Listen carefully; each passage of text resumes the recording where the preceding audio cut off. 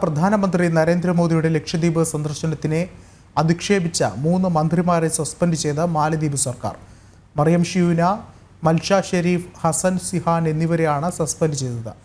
വിഷയത്തിൽ ഭാരതം അതൃപ്തി അറിയിച്ചതിന് തൊട്ടു പിന്നാലെയാണ് നടപടി.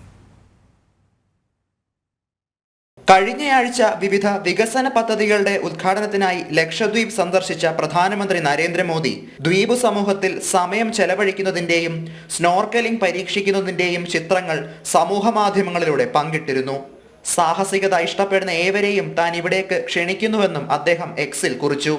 ചിത്രങ്ങൾ വൈറലായതിനു പിന്നാലെ പ്രധാനമന്ത്രിക്കെതിരെ അധിക്ഷേപ പോസ്റ്റുമായി മാലിദ്വീപ് യുവശാക്തീകരണ മന്ത്രി മറിയം ഷിയൂന രംഗത്തെത്തി.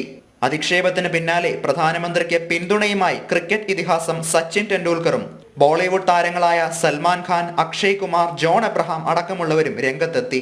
ലക്ഷദ്വീപിന്റെ സൗന്ദര്യത്തെയും പ്രധാനമന്ത്രിയെയും അനുകൂലിച്ചും മാലിദ്വീപിന്റെ പ്രതികരണവും പരാമർശിച്ച് താരങ്ങൾ തങ്ങളുടെ അഭിപ്രായങ്ങൾ സമൂഹ മാധ്യമങ്ങളിലൂടെ പങ്കുവച്ചു. അതിനിടെ മാലിദ്വീപ് ടൂറിസത്തിനെതിരെ പ്രതിഷേധ ക്യാമ്പയിനുകളും രൂക്ഷമായിരുന്നു. സംഭവം വിവാദമായതോടെ മറിയം ഷിയൂന അടക്കമുള്ള മന്ത്രിമാർ പോസ്റ്റ് പിൻവലിച്ചു. മന്ത്രിമാരുടെ അധിക്ഷേപത്തിൽ ഭാരത സർക്കാർ മാലിദ്വീപ് ഭരണകൂടത്തിനെ അതൃപ്തി അറിയിച്ചിരുന്നു. ഇതിന് പിന്നാലെയാണ് മാലിദ്വീപ് സർക്കാർ 3 മന്ത്രിമാരെയും പുറത്താക്കിയത്. ന്യൂസ് ഡെസ്ക്, ജനം.